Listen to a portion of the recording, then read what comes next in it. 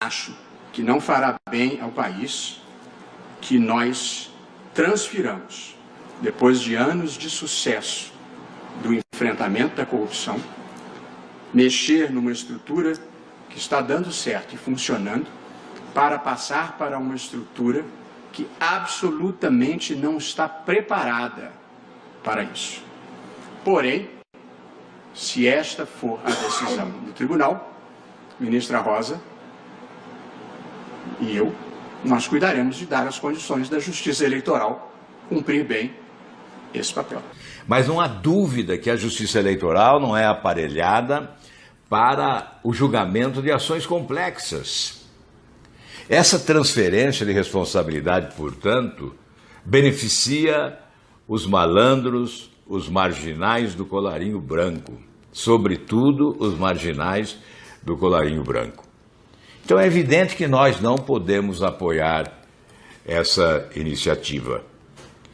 Veja, vamos entender e vamos traduzir isso para as pessoas que o que se trava aqui, a rigor, a par de um debate sobre competência, é uma disputa de poder. É uma disputa de poder. E se quer ganhar a fórceps, constranger, amedrontar as pessoas. Depois nós verificamos que o presidente do Supremo Tribunal Federal quer investigar promotores, procuradores da Operação Lava Jato e auditores da Receita Federal, alegando supostas calúnias e, evidentemente, isto me faz lembrar de uma tática da marginalidade. O que fazem os marginais, os criminosos?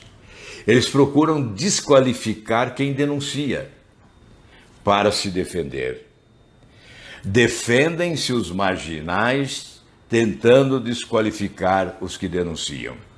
Nós vimos, são métodos que não honram instituições. Nós vimos, eu acompanhei o julgamento, coordenei o julgamento na Justiça Eleitoral do caso Dilma Temer. Eu vi o que fizeram, por exemplo, com o ministro Napoleão, vazando informações na 1ª hora para constranger. Isto não é método de instituição, isto é método de gangster. Gangster.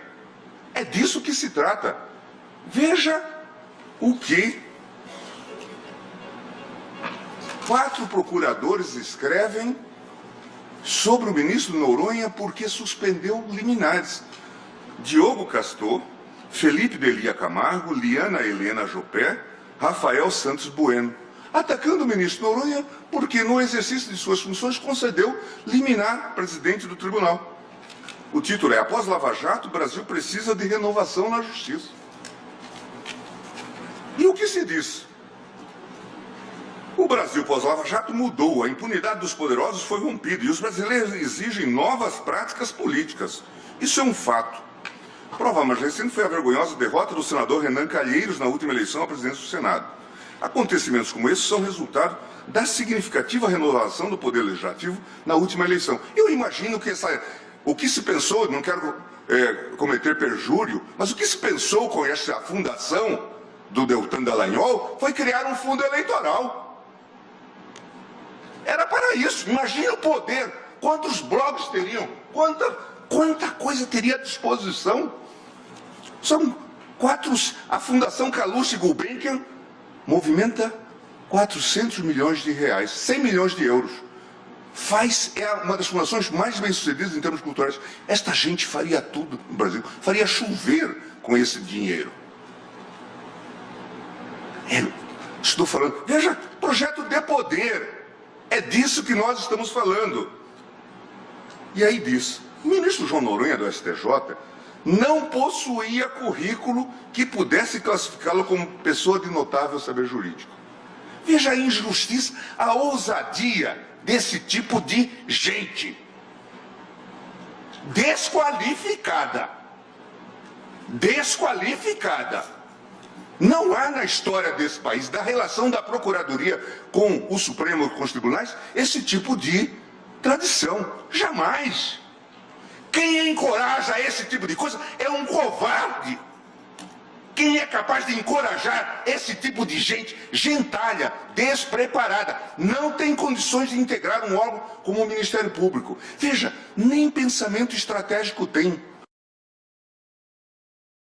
O Supremo não pode agir desta forma. O presidente do Supremo não pode adotar um procedimento desta natureza, procurando, ao anunciar uma investigação para alcançar procuradores da Lava Jato e auditores da Receita Federal, desqualificar aqueles que tentaram cumprir o dever, investigando na Operação Lava Jato e na Receita Federal, auditando as contas de ministros do Supremo Tribunal Federal. Enfim, é um procedimento também reprovável e condenável. Porque toda hora vai estar peticionando lá. Como fazer isto? Mas veja o que diz o ministro. De um ministro que é de fato notável. Tão notável que os advogados dizem que deveria chamar João Notável de Noronha. É isso que os advogados dizem. Mas o que eles dizem? Requisito constitucional para acesso aos cargos dos tribunais superiores. Formou-se na pequena Pouso Alegre. Jamais passou perto das cadeiras acadêmicas de mestrado e doutorado, exercendo toda a vida o cargo de advogado do Banco do Brasil. Ao menos é isso que suas decisões fazem crer. E aí passam a atacar o ministro João Noronha, argumento ad hominem, porque decidiu contrariamente a eles, em processos.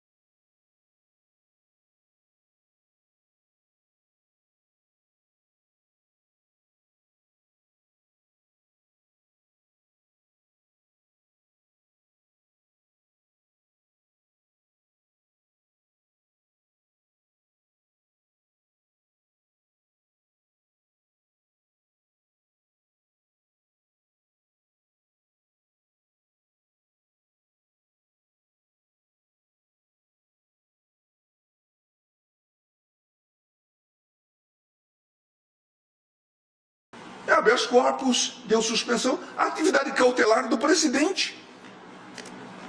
Pode-se conviver com isso de maneira séria? É isto que a lealdade institucional ensina?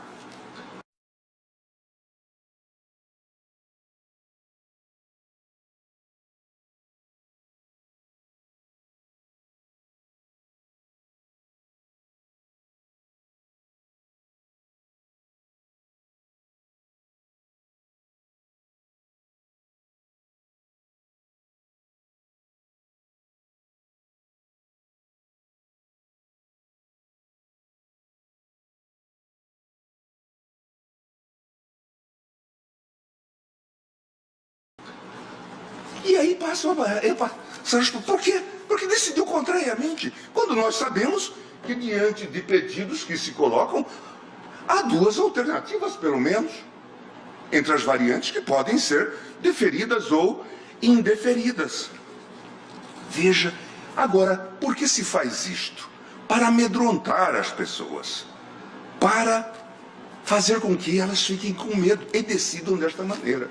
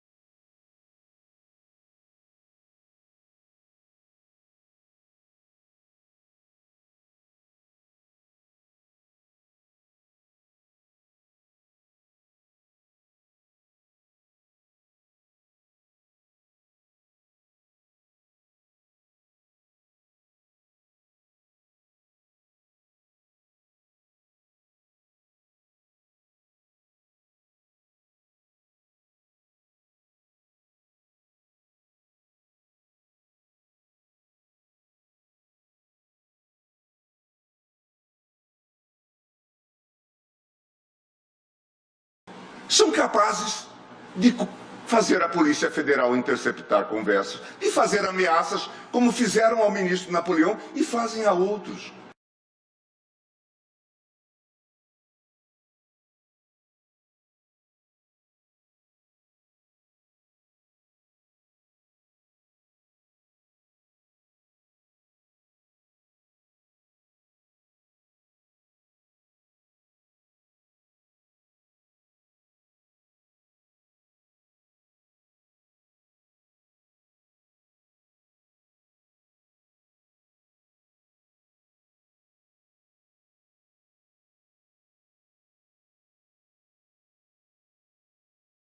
Está no conjunto das medidas cautelares contra o Joesley. Como o Joesley tem um acordo e faz se auto-cautela, ficou pendente o José Carlos Grubzic, cujo advogado é um outro advogado, que é o Dr. Turon, e o advogado da empresa oficialmente seria o Willer, o Willer que teria que estar. Ele fala assim, ó, a decisão contra o Zé Carlos estava pronta segunda-feira, eu consegui reverter, pedi para o ministro Napoleão interferir, o ministro Napoleão interferiu e vai me dizer alguma coisa para os próximos dias. Eu ainda pergunto, tá aí, custou quanto? Ele fala, ó, calma, você está muito ansioso, espera que eu te informe. Mas por que o ministro Napoleão do STJ, né? O Maia Nunes, o que ele tem a ver com o Ricardo e com esse caso? Não faço a mínima ideia. Com o Ricardo não, com o Vladimir, não faço ideia, né? O que dá para perceber é que deve ter algum tipo de amizade, influência, não sei o que ele não passou a recibo disso. Entendi. Ele partiu da premissa que eu sabia. Se isto é elemento de persuasão, se isto tem a ver com alguma coisa de Estado de Direito, obviamente que é uma outra coisa. Isto é um modelo ditatorial. Esta gente não... Se eles estudaram em Harvard ou em alguma coisa, não aprenderam absolutamente nada. São uns cretinos. Não sabem o que é processo civilizatório. Não sabem o que é processo. E sabe-se lá o que podem estar fazendo com esse dinheiro. Porque, a rigor, quem atua limpamente no processo não se apaixona pelo processo. Não sai a fazer esse tipo de imprecações. Perde-se ou ganha-se. A rigor tem que ter imparcialidade. Quem faz esse tipo de imputação não teria condições de estar atuando nos processos. Não sei porque as partes até agora não arguíram a suspeição dessas figuras. E querem amedrontar os juízes. Eu me lembro de um colega, Fábio Prieto, que dizia que isso era uma prática em São Paulo. Procuradores da República ameaçando juízes. Isso se tornou depois uma prática nacional. Até um folclore contam que um juiz teria tido uma affaire com uma procuradora, depois se desentenderam, e por isso foi processado por ela. Isso é folclore da Justiça Federal de São Paulo. Não é possível isto. Roubou galinha com eles ontem. É preciso ter respeito às instituições. Veja quando esses falsos heróis estão nos cemitérios hoje. Descobre-se exatamente que eles integram máfias, organizações criminosas. Está se vendo que o combate à corrupção é lucrativo. Nós somos a favor da corrupção. Quem não concorda conosco ou é a favor da corrupção, nós somos contra.